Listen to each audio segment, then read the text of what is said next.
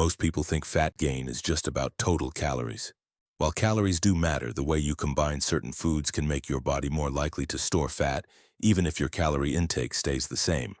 And real quick, before we go more into the video, go and check out the top link in the description for my testosterone optimization course right now if you are a young athlete or bodybuilder. So let's break down one of the most overlooked problems, combining sugar and fat together.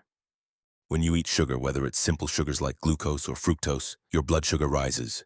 In response, your pancreas releases insulin.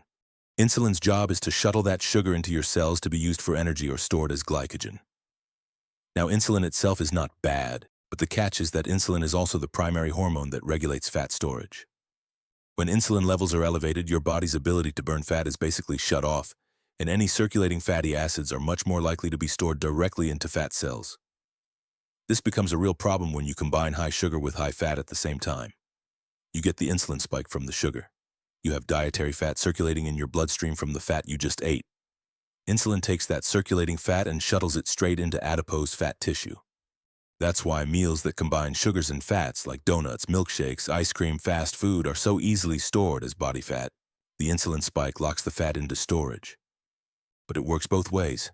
If you eat a high-fat meal first, let's say a heavy meal with steak, butter, cheese, or some food like that which is high in fat, fat is now circulating in your bloodstream for several hours during digestion.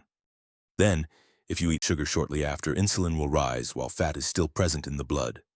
Again, the combination that promotes fat storage. The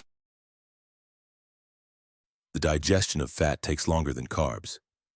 Fat can stay in circulation for 4 to 6 hours depending on the meal size and your metabolism. Carbs typically spike insulin within 30 to 60 minutes after eating, but only returning back to the baseline after about 2 to 4 hours from eating. Ideally, you want 3 to 4 hours minimum between high-fat and high-sugar meals to avoid overlap. For very large high-fat meals, even 5 to 6 hours can be safer. For smaller fat intakes like 10 to 15 grams, the overlap risk is much lower because the circulating fat load is minimal. The bigger the dose of either, the more dangerous the combo becomes. For example, eating 100 grams of fat with 100 grams of sugar is a perfect recipe for fat storage. Eating 10 to 15 grams of fat with 10 to 15 grams of sugar is much less of a problem for most people, especially if active. So is this insulin fat storage mechanism the reason people get fat?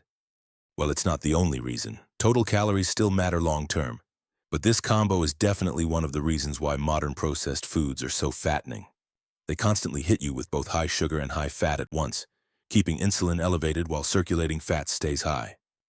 This creates the perfect hormonal environment for fat storage, so basically just avoid mixing large amounts of sugar and fat in the same meal, and separate high-fat and high-sugar meals by several hours when possible. This simple habit can dramatically improve body composition, insulin sensitivity, and long-term fat loss even at the same calorie intake. And if you're in between the ages of 18 and 28, and you train in the gym or play sports and want to naturally boost your testosterone to maximize your performance, energy, and gains, click the top link in the description to check out my full testosterone optimization course right now, which is designed for guys just like you.